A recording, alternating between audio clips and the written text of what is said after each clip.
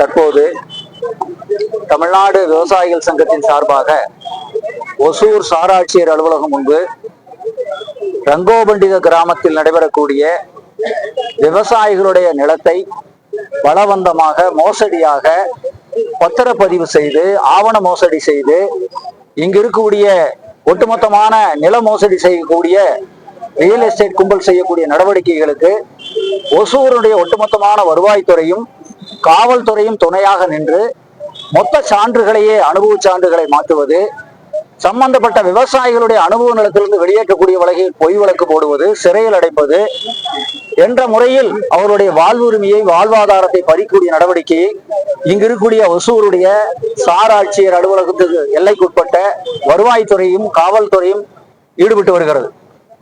ஏற்கனவே நில சீர்திருத்த சட்டத்தின் கீழ் 1997 வழங்கப்பட்ட அந்த அனுபவ நிலங்கள் 20 ஆண்டு காலம் பத்திரப்பு மாற்றம் எதுவும் செய்யக்கூடாது என்ற நிலையில் ஒரு சில ஆண்டுகளிலேயே மோசடியாக பத்திரப்பதிவு செய்யப்பட்டதும், வேறு சில பெங்களூரில் இருக்கக்கூடிய ரியல் எஸ்டேட் பேர்வழிகளுக்கு நிலம் விற்கப்பட்டதும், அதே போல காலங்காலமாக 40 ஆண்டு காலமாக அனுபவத்தில் இருக்கக்கூடிய பயிர் செய்யக்கூடிய ரோஜா செடி இருக்கிறது, வெள்ளாமை இருக்குது, என்னன்னு சொன்னா இலவச மின்சாரம் இருக்கிறது, மோட்டார் பம்ப் செட் ஓடுகிறது. அப்படி அனுபவத்தில் இருக்கக்கூடிய அந்த அனுபவ நிலத்தையே இங்கு இருக்கக்கூடிய கிராம நிர்வாக அதிகாரி, தாசில்தார் உள்ளிட்டவர்கள் மாற்றாக இருக்கக்கூடிய ரியல் எஸ்டேட் பேர்வழிகளுக்கு அனுபவ சான்றை மாற்றிக் கொடுக்கிறார்.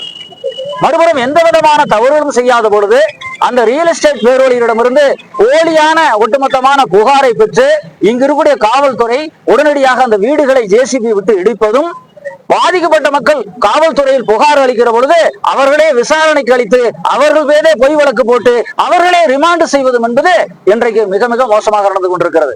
பல ஆண்டு காலமாக அப்பாவிகளாக இருக்கக்கூடிய சாதாரண விவசாயிகள், குடிமக்கள் என்ன சொன்னா இங்க இருக்கக்கூடிய சார் ஆட்சியர், காவல்துறை, அதே போல பத்திரப்பதிவு துறை கோர்ட் என்று அலைகிற போதும் கூட இன்றைக்கும் அந்த நிலத்தை விட்டு வெளியேற்றக்கூடிய நடவடிக்கைக்கு ஒட்டுமொத்தமாக அரசு எந்திரம் இன்றைக்கு துணை போகிறது என்ற முறையில் தான் அதில் அரசு ஒரு சரியான நடவடிக்கை எடுக்க வேண்டும் என்று வலியுறுத்தி தமிழ்நாடு விவசாயிகள் சங்கம் இந்த நேரத்தில் காத்திருப்பு போராட்டத்தை நடத்துகிறோம்.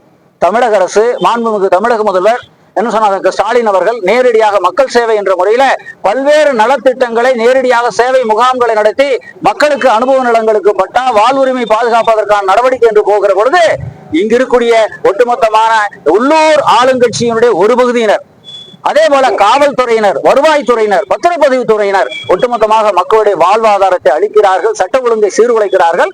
ஆகவே இதில் அரசு, மாவட்ட நிர்வாகம் உரிய தலையீடு செய்ய வேண்டும் என்று வலியுறுத்தி காத்திருப்பு போராட்டத்தில் இன்றைக்கு ஈடுபட்டு வருகிறோம்.